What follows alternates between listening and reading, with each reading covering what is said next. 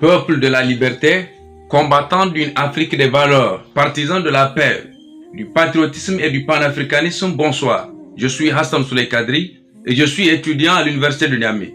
Je me bats aux côtés des structures qui se battent au nom de l'idéal panafricain.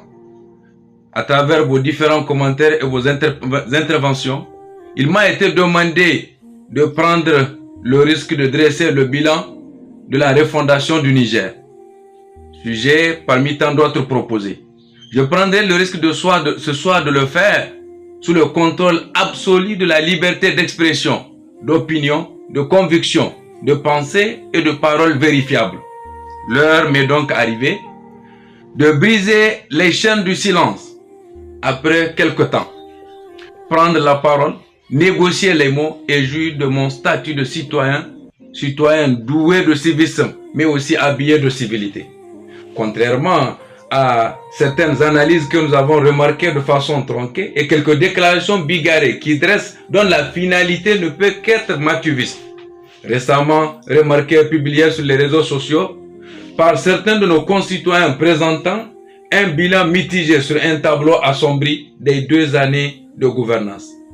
Bien entendu, nous avons jugé légitime, nécessaire d'établir et rétablir la vérité. Oui, la vérité, rien que la vérité.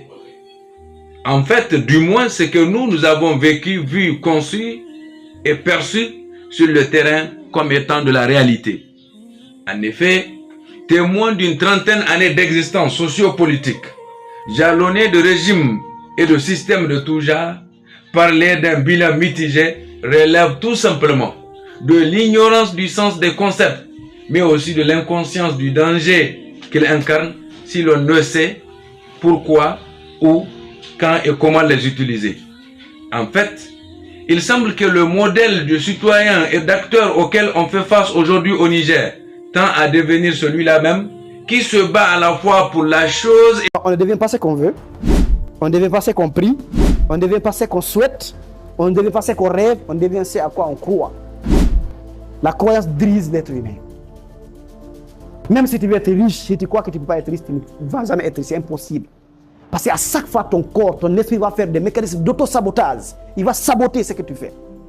Et je veux dire, la personne qui vous empêche réellement de réussir, ce n'est pas vos voisins. Ce n'est pas l'environnement, c'est qui? C'est toi. Ces mécanismes d'auto-blocage, ces enseignements que tu as sur le subconscient, par rapport à l'argent, par rapport à la société, par rapport à la réussite, par rapport à n'importe quel domaine d'activité, nous avons des codes, des stratégies et des façons d'être.